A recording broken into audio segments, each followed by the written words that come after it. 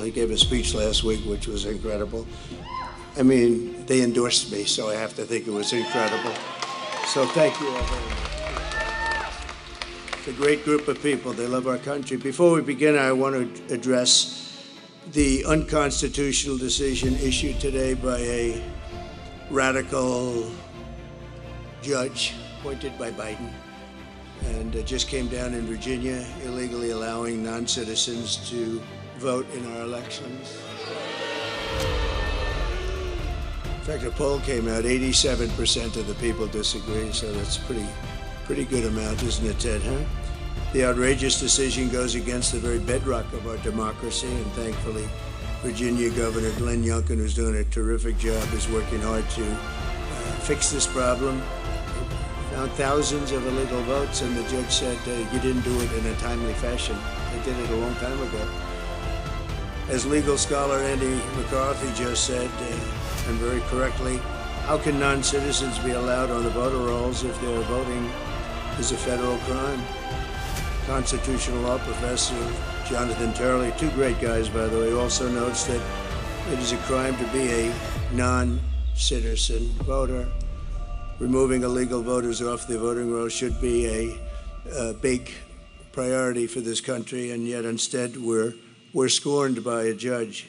This is blatantly un-American, and it's election interference, and Kamala Harris is behind it very much.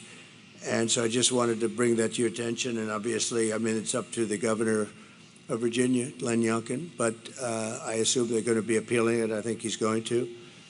And they feel very strongly about it, so we'll see how it goes. But you have to get the confidence going for elections when you have decisions coming down like that, where they allow people to vote that blatantly aren't qualified to vote. It's pretty sad for our country. We have enough problems with the elections. It's about confidence. We're here today in the great state of Texas, which I like it. I like it. Which under Kamala Harris has been turned into ground zero for the largest border invasion in the history of the world. You're lucky you have your governor and people like Ted and Dan and all of the people, Sid. Even John, who's from a different state, but he feels the same way, or you would really have problems. But you've done an amazing job under the circumstances. But the federal government's supposed to be doing that job, and it should be easy, and it's not because of the people. But over the past 4 years, this state has become Kamala's staging ground to import her army of migrant gangs and illegal alien criminals into every state in America, and every state's a border state. You've heard that, it's true. Paving a trail of bloodshed, suffering, and death all across our land, and it's only getting worse. It's just incredible when you look at the numbers. 21 million people at least during this 3.5-year period. And many of them, as you know, are murderers, drug dealers, people from jails. They're letting their people out of jails and bringing them right into our country. We're like a dumping ground.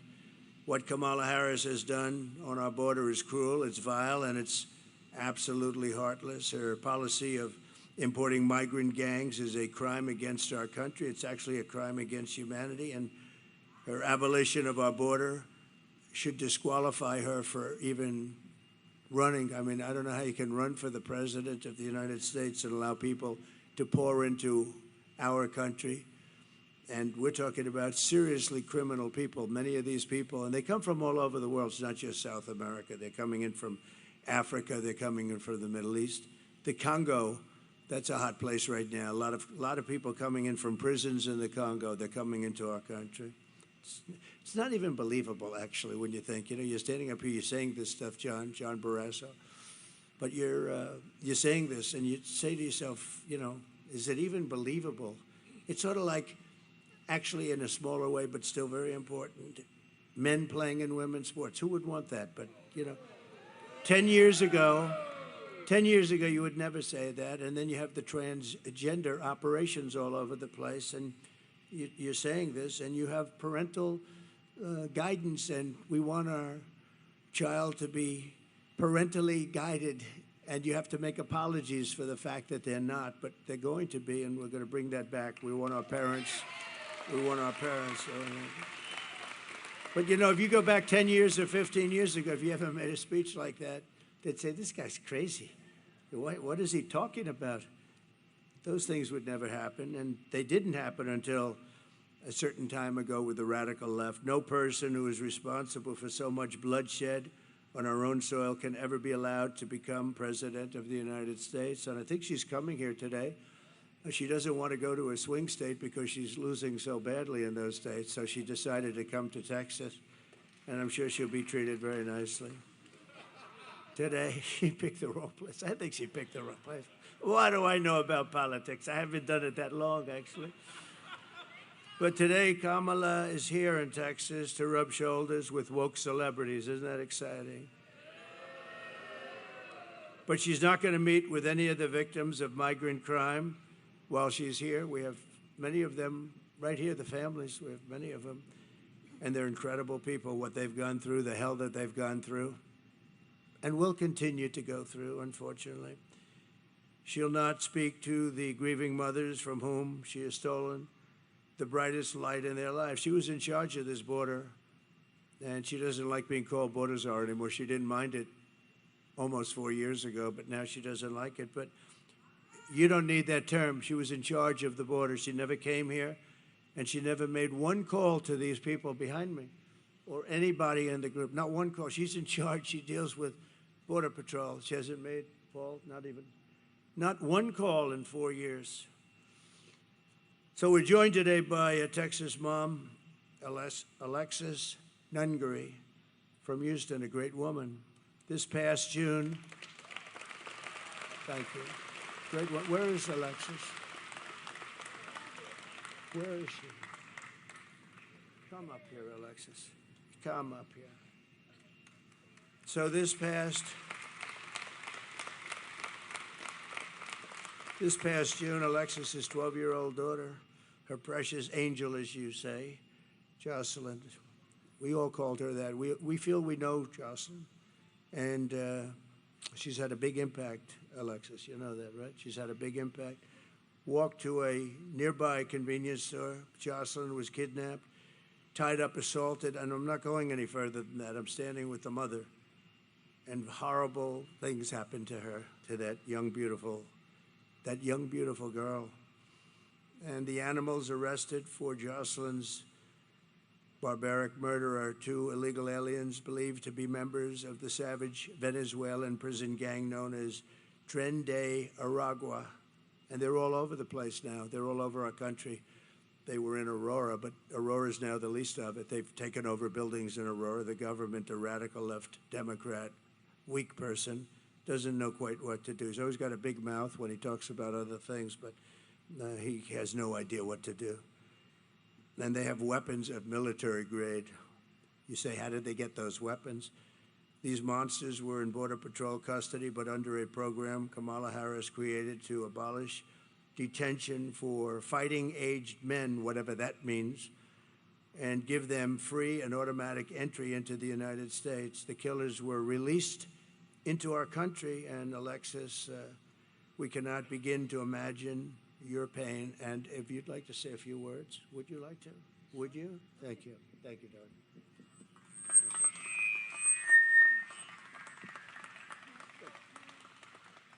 I want to thank everybody for Donald Trump, really, for the opportunity to be able to say my daughter's story. I know everybody knows somebody that was like her. She was 12. She was going to be a 7th grader, preteens. They think they're invincible. And she was just being a child. And due to the Biden-Harris policies we have here are why she's not here anymore. She was taken from her vulnerability, and they made her a target and ran with that. And now I will forever be a grieving mother, and my son will forever be a grieving brother who will no longer get to grow up with his sister. Kamala Harris has never reached out to me just even as a human, to give her condolences as a humane person running this country. I think it's very sad that she can't even just give me an open apology, sincere apology. She's attempted to apologize to me just days before this election, and I find it very inconvenient and a convenience for her. I appreciate everything Donald Trump, Senator Ted Cruz has done for me. They've been a tremendous amount of help for me and my family during this incredibly hard journey for me. I want to thank everybody for listening to my words. Thank you.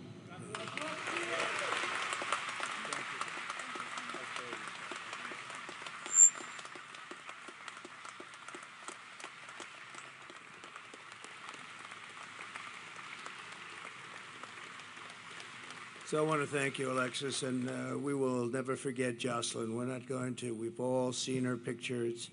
It's blazed into our minds, and the violence and viciousness, and nobody calls, nobody talks. And we have many others like that. The 13 soldiers that were killed so horribly in Afghanistan, nobody called them. Nobody calls them. But certain people they call, but they don't call them. They weren't called. They weren't treated properly. They were treated very badly, actually. And many others, including some of the people in this room, nobody calls. I don't know, just from a human standpoint, I call. It's like you can't do much because it's done. We could have done much if we were running things, Ted.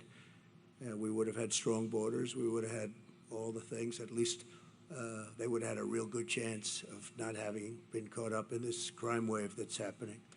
It's a crime wave. The number of people coming in, we have no idea what the number is. I say 21 million. A lot of people think it's more than that. And then you start talking about the gotaways. I think the gotaways could be, Dan, double that. Who knows what it is? They're running into the country. We have no idea. That we call them from parts. I call them from parts unknown. As of 2 weeks ago, Tom Homan told me it was 181 countries were represented and people pouring in. So it's no longer just a small group of people from the 3 or 4 countries that we're accustomed to talking about. In an interview last week, Kamala Harris was asked directly if she would apologize to Alexis for letting in the savage killer that took Jocelyn's life, and Kamala Harris refused to take any responsibility whatsoever. She refused to own up to the fact that open borders and totally unchecked, it's not even open borders. Open borders are horrible, and how stupid are they? How stupid. We're the only country in the world that has this. But they don't even check them. They don't vet them. They don't know who they are. They don't know where they're going. They just come in, and then they fly them over, you know? When the border got a little bit tougher because people were getting angry and just, we had citizens standing at the border wanting to do, and then they get in trouble because they want to do the job the federal government's supposed to be doing. But she refused to own up to it. And last night she said she wants to make strong borders. I mean, what she did last night and the night before, the town hall with Cooper was just unbelievable. Allison Cooper got so angry. But think of it, never an apology, never a phone call to anybody, So thank you very much, Alexis. We're going to get this thing straightened out. We're going to get it straightened out. We got to get it straightened out. Just from the standpoint of a heart, no calls, no nothing. Worst of all, Kamala refuses to stop importing these killers into our country every day. She brings in more. She's got no remorse at all for the innocent blood that's on her hands, and the blood is on her hands, and Biden too, but Biden doesn't know where the hell he is, so what difference? I just saw him.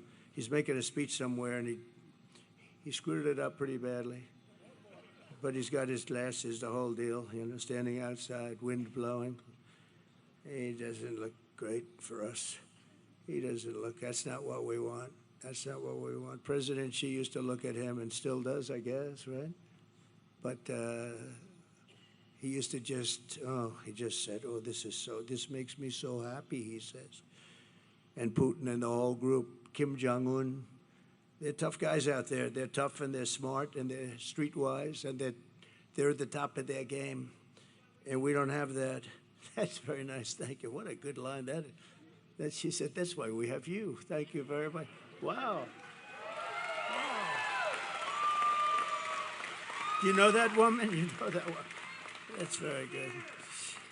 Thank you. It's very nice. Thank you very much. 2 days ago, she said she could not think of any mistakes that she's made. She was asked a question. Can you think of anything that you would do different? Can you think of any mistakes that you've made? Now, actually, she couldn't think of it. Not, it's about as good. She could say, I would have strengthened the border, I would have lowered taxes, I would have, there are about 500 answers she could give, and you're out of that question, right? She couldn't think of a thing. You know, the worst of all, really, is 325,000 young children are possibly dead, but many of them are dead, but they're sex slaves, or at a minimum, they're missing. They'll never see their parents again, most likely. We'll do everything we can when we come back. I don't know, it's very far down the line. We're going to do everything we can to get them. But think of what that number represents, Dan. 325,000, and the fake news media doesn't even talk about it. If that were a Republican instead, it would be the biggest scandal in history. It would be the equivalent of nothing else. And they don't even talk about it. They cannot talk about 325,000 for you people are missing. Think of that, are missing, and probably will never be seen again, most of them. But we're going to do the best we can. It's a tough assignment. But most of them, they're probably dead. Under Border Czar Harris, there are 13,099 illegal aliens convicted of murder that were released from jails and prisons and penitentiaries, and they were set loose into the United States of America. We're like a garbage can. We're like a garbage can. First time I said it was last night. Gave a speech in Las Vegas. 29,000 people. It was an arena. We set the arena record. That was a big deal arena, too. We set the record, but it was an amazing crowd. The first time I ever said it, I don't know, it just came out, garbage can. We're like a garbage can for the rest of the world to dump the people that they don't want. Do you know what they save on that? Their mental institutions are being emptied out. Their jails and prisons are being emptied out. And their gangs and their drug dealers and everybody's being taken off the streets. And Venezuelan crime is down 72%. Can you believe it? Well, that's because they don't, you know, the criminals are being put here. If we don't win this election, we're going to go to Venezuela next year, Ted, and we're going to celebrate there because it's going to be much safer than our country, okay? Is that a deal? We'll all go together. No, it's just so bad. Well, I have to tell you, I'm not supposed to say it, but we are winning by a lot, actually.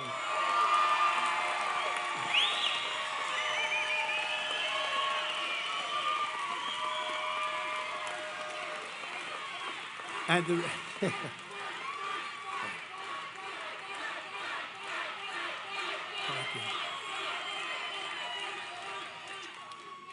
The reason is we want them to keep voting because we have to go, you know, these used to take one day. Now they go on forever. And bad things happen. Lots of bad things happen. Where are those votes that I saw 2 days ago? Oh, well, we're painting that section and we decided to move them, sir. Oh, you can't believe it. So they said, don't say it. So I didn't say it. Don't tell anyone I said that. But we're doing well. We're doing well in all 7 states. Every one of those swing states we're doing well. And we're doing really well here. But we expect that. We expect.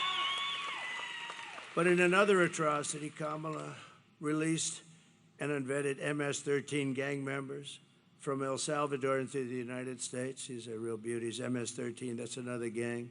They use knives. They like knives because it's more painful. They cut people up. They killed 2 young students walking to school, 2 beautiful young women, young girls. And they were walking to school, and they got them walking to school, and they knifed them up and cut them up.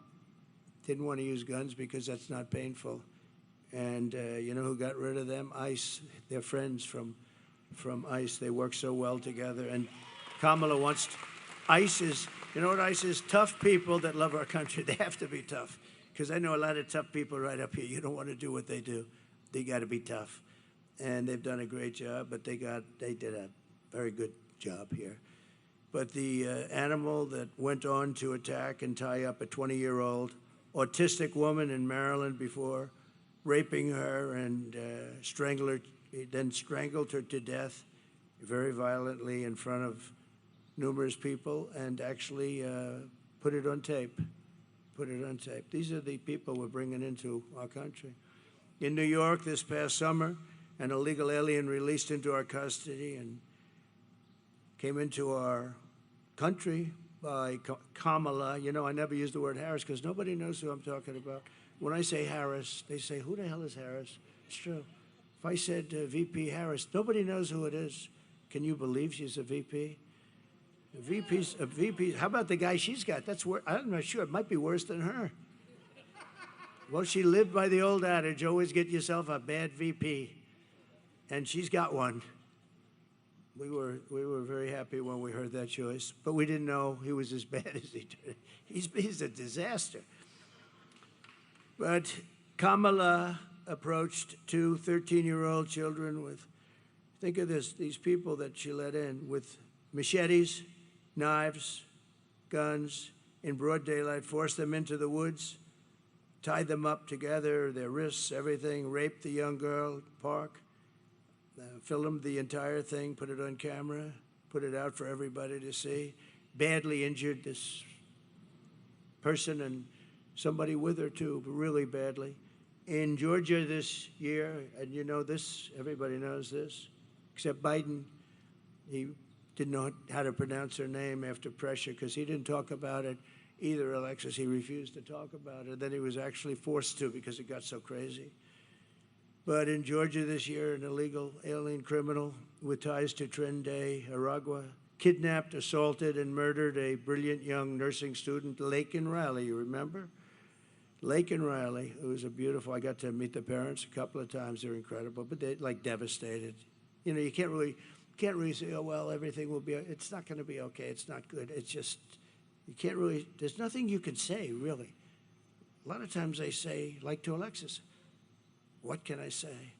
The only thing we can do is do something about it so it doesn't happen again, you know, and that's all we can do. But she murdered her while she was out on a run. She wanted to keep herself in good shape, and they got her.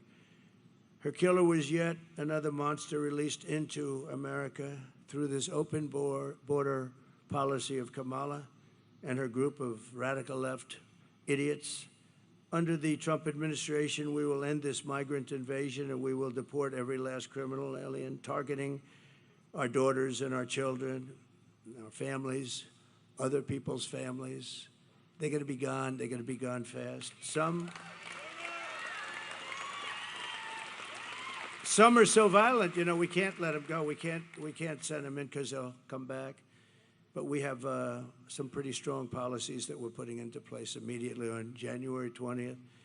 We're honored to be joined by many of the incredible Border Patrol agents and law enforcement heroes who will help us restore safety to America. And I'd like to invite a very special person. He made such a good speech last night. They endorsed me. And this gentleman made a very good speech. I said, you know, I'm going to have to go back and start practicing. Ted, you and I are going to have to practice a little bit. But Paul Perez just assumed the big power position from Brandon, who was a fantastic guy. He's still involved in so many ways, but they endorsed me, something they're not really probably even supposed to do. I won't get into that. But they love the country. And in endorsing, they said very bad things about her. They don't want to say bad things either. They want to say great things. Even me, I didn't know I was going to do this. We had a very good first election. We had a much better second election. We got close to 12 million votes more than we did the first time, the highest number in history. And okay. And then I saw what was happening with the country. It was so bad and so incompetent. It didn't take long. I would have preferred that the country was really well run. John, I would have preferred it. If the country was really, if Biden got in there and he was a great president, I would have actually preferred it. And right now I'd be on a beach or a golf course or something. I'd be doing something else. But I'd rather be in Texas with you, I can tell you that. I'd rather be in Texas with you because we're going to make our country great again, and we're going to do it.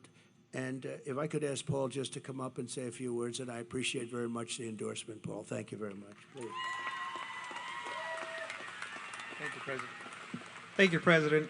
I really respect the fact that you came out to Texas to highlight migrant crime, illegal alien crime. We've got some good people here in the front row that have been supporting the governor's efforts to do the federal government's job. And so we really appreciate that. But I want to talk about the person that's going to be coming to Houston tonight, not to apologize or highlight illegal alien crime, but to party like a fool on stage with celebrities. Instead of apologizing to the families, this is somebody who likes to brag about being a former federal prosecutor who prosecuted transnational gangs and cartel members. So she knew better, President Trump. She knew better than most exactly the threat that these people, these animals, create, the threat that they bring to our communities that will harm our families. And these scumbags listed here on these pictures here are part of the Kamala crime wave. And because of that, the Kamala crime wave has devastated cities. President Trump strikes fear in the enemies of America. That is the type of leadership that we need in this country. Just recently, the criminal cartels have greenlit firing on Border Patrol agents. They would have never done that under President Trump because they know he would send the message that if you touch a single hair on a Border Patrol agent, I will eradicate you. That's the strength and leadership we need from President Trump. Not the clowns that are running for president on the Democratic ticket. My daughter can handle a shotgun better than Tim Walz. And he served in the military, as he claims. The Secretary of Homeland Security, also a former federal prosecutor. They know better. They should have stopped this invasion. They did nothing. They not only facilitated, but they encouraged it. This border needs to be fixed, and the only person that can fix this border is Donald J. Trump.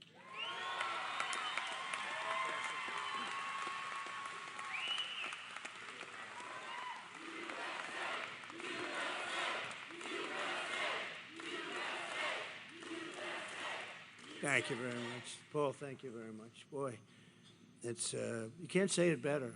You can't say it better. And they really know the subject. If they thought somebody was slightly better, that's what they want. They just want it fixed. And their job's a lot easier just to let everybody pour through. It's a tough job when you do it right, but that's what they want. They love the country. This is just a great group. I've gotten to know them so well over the years. I did call them a lot. And we had the safest border. We put down my all-time favorite chart. Without that chart, I wouldn't be standing here, Dan. But that chart basically showed we had the lowest, and it was done by Border Patrol. We had the lowest number of illegal migrants. We had the lowest number of drugs in many years, and all of the different categories were number one. The day I left, and I said, we're going to have to come back. We're going to have to do it, and we'll do it even better because we really have experience now that we didn't have then. I want to thank the Guillen family. The Guillen family is here. They are incredible, incredible, brave, and beautiful family. They lost their daughter and sister, and she's up in heaven looking down, very proud of you, and very proud of the stance that you took. A very vicious group of people, just liars, you know, and a magazine that's a failing magazine run by a guy named Goldberg came out with a story, bad story about me, that I had told them I was going to do something and all this. And they were so incensed that they said, we can't let them say that about what took place with the daughter. I was going to help them. If they didn't get the military funding, I was going to fund it myself. I told them that, but they were able to get the funding. And I guess they came out with a story that, what's it called, the Atlantic magazine, Atlantic. This is a really bad, they were the ones that made up the story about me saying bad things about the soldiers. The beautiful thing is that these people were willing to come out and say it didn't happen that way. This man was, I had them into the White House, and they were all, they didn't have to do this. They could have sat back and, your daughter is so proud of you, I'm telling you. They didn't have to do that. I didn't, you know, I have these people saying all this bad stuff. Then all of a sudden, the family that they're talking about comes out of nowhere and says, President Trump was perfect. What he did was so great. He got us the money. And I did say, if we couldn't get you the money for the funeral, I was going to pay it. But he got us the money, and it happened so quickly and nice. And they came out and they said that. Who would do that? A lot of people wouldn't do that. They'd sit back and they say, well, he was a nice guy, but we don't want to get involved or something. We love you. Thank you very much. We love you. And there was phony stories by a general that got fired, and it was a whack job, total whack job, a general. It's funny, when you fire people, see, Biden has never fired anybody, but when you fire people for doing a bad job, they get a little bit angry. Somehow it just seems to work. But he was a nut job to start off with. So that's just so, it's such a beautiful story. Out of nowhere, we get a call saying that problem solved. Why? Because the family came to and they said that the magazine totally lied and misrepresented. This was the same magazine that said that I said about dead soldiers that there was something, what was it, suckers and losers. Think of it. I'm supposed to be standing there over the graves of soldiers with people around me, military people or whatever, making a statement like that. Can you imagine? Can you imagine anybody doing it? I think I'd end up in, I may be the president, but I think somebody would start a fist fight. And probably I would say, you were right in doing it. Who would do this? They make up stories. It's not even like they have sources. They don't have sources. They're storytellers. They say, what would be bad? I have a bad one. And you know when it's always released? Same time with the last one. It's released just before the election. That suckers and losers story, which was totally fabricated. There's nobody that loves the military. And these were World War I heroes. They died in World War I. And I'm saying, they were suckers. I mean, you'd know me. They were suckers and losers. Can you imagine it? And the problem I have, Ted, is that 5, 10, 20% of people, when they read that, they're going to believe it. So I talk about it because it was a terrible thing. You know, I walked past, I remember we were doing a big event, and I was going back to Air Force One, and they were under the wing, these fake news people. They're so bad. There's a lot of them back there, by the way. We got a lot of them honoring that special person, right? We got a lot of fake news. But I remember I'm walking past, and I hear the people shouting and everything. And I heard this one voice, loud, boisterous, horrible voice, say, did you call the dead soldiers from World War I suckers and losers? I said, I didn't, to myself, I said, man, that's a bad one. Because it's what, this sleazebag reporter, Goldberg, against me. I mean, and a percentage of people have to believe it, so all I can do is talk about it. But as soon as I heard that statement, I said, man, that's bad. Because to me, that's so bad. And that's what they do. These are evil people. They're a threat to democracy. And, we are not a threat. The threat to democracy is the other side. They've weaponized the courts. They've weaponized the FBI to go after people. They go after parents. They're going after Catholics. I don't know what's with Catholics lately. But if you're Catholic, you're being persecuted. Anybody that votes as a Catholic for this horrible candidate that can't put two sentences together, she can't speak. She can't put two sentences together.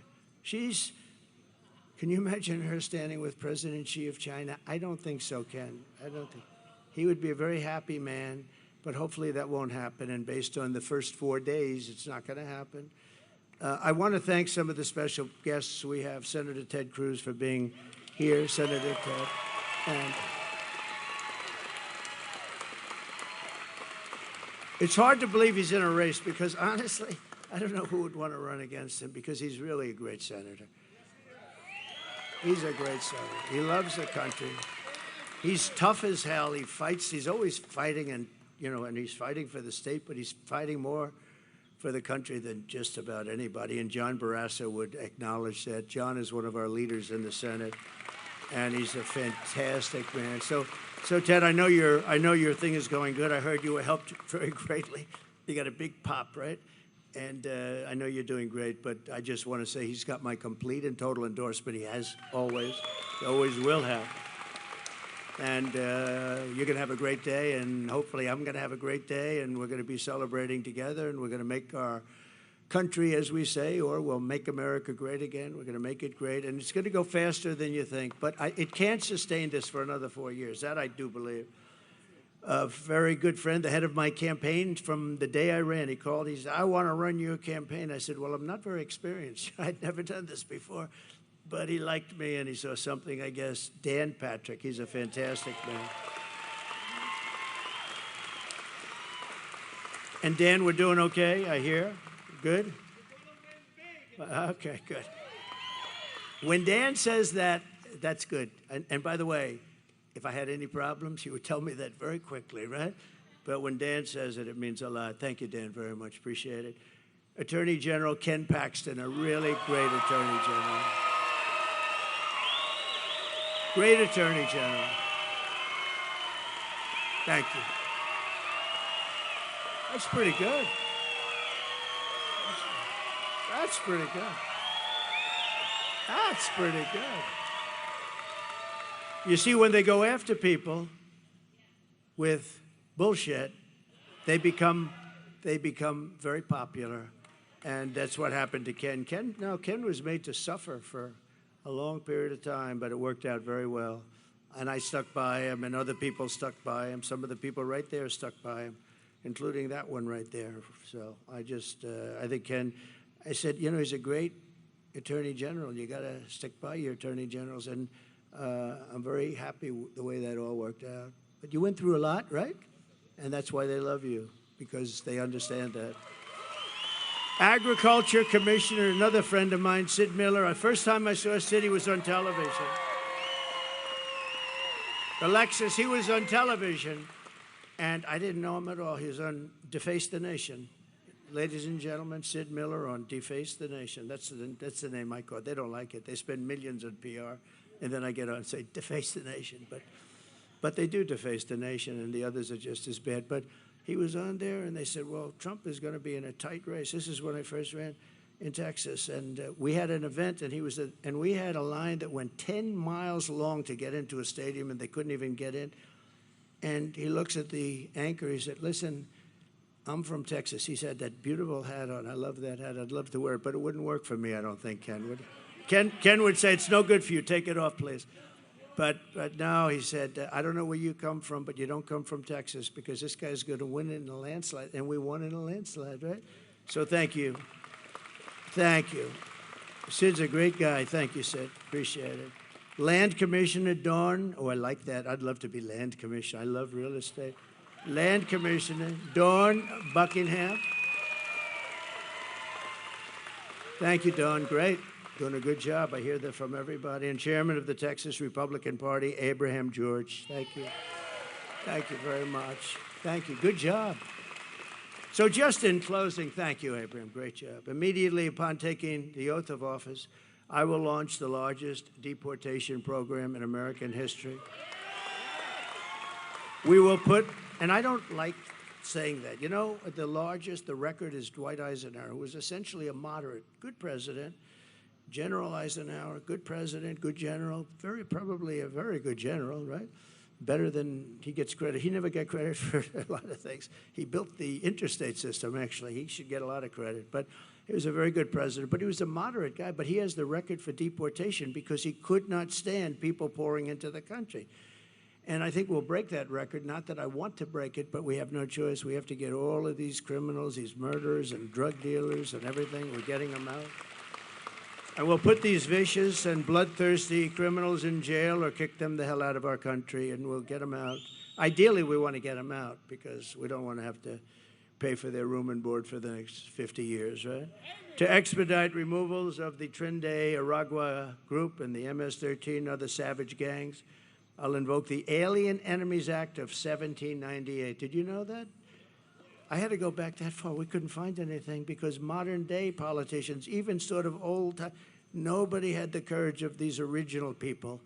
So we had to go back to 1798, and it gives you the power to target and dismantle every migrant criminal network operating on American soil, and you can get them out, and there's no problem.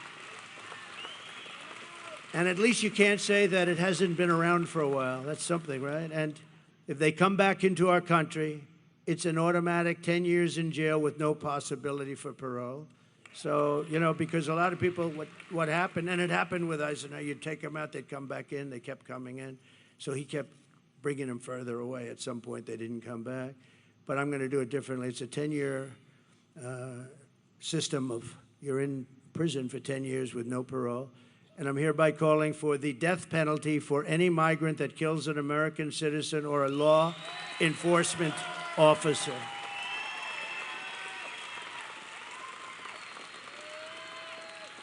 And you'll be amazed how it worked. You know, when I was in the White House, we had a lot of people that wanted to pull down statues and things, and I didn't like it too much, and we didn't have time to pass a law because they were really getting pretty violent around in Washington, D.C., and they wanted to pull down. You know, actually, when they started roping up Abraham Lincoln and a couple, I said, I'm not even sure they knew what they were doing. But we found a law that was in the early 1900s, very tough law, that if you so much as touch in violation of anybody's word, if you so much as touch a monument or a statue, you get 10 years in jail. And I had a news conference, and the town was flooded. We had a news conference. They had actually a rope around Andrew Jackson's head, the beautiful statue. And I said, we're going to go fast. And I went out, I did it. And it was a beautiful sight. The second I announced 10 years in jail, no probation, nothing. And as soon as I said it, everybody just sort of walked. I could see them walking. I don't want to use the term I used last night. A certain part of their body, I watched the back. I saw thousands of them, and I said, what a beautiful sight. They just left. And that was the end. We had no more problem until about 2 months ago in D.C., where they became very violent. They were fighting with police. They were putting spray paint on our beautiful, on the lions, the beautiful lions. And, you know, they're sandstone, and that's a very porous stone. You'll see that spray paint for many years to come, like hundreds of years. You can't really get it out. It goes deep into the stone. And to the best of my knowledge, nothing happened to them, did they? They were beating up cops, or the cops were beating them up, but they were fighting. They were fighting our police, our great police. We're going to take care of our police, too, by the way. They're going to stop the lawlessness. And I'm going to end all migrant flights immediately. You know, they're still flying flights coming in with 450,000 people over a fairly short. 450,000, that's a lot of flights. And I'm going to outlaw immediately, and we're going to ask you guys to help on that, but we're going to outlaw immediately sanctuary cities. They're sanctuaries for criminals, and we're going to end catch and release once and for all. And Kamala Harris, she started this nightmare, open border, no common sense. We're the party of common sense.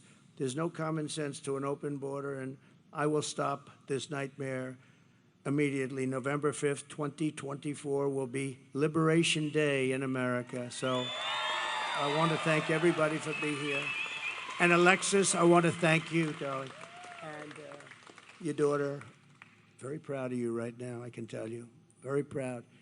This unbelievable family back there, thank you very much. We won't forget it.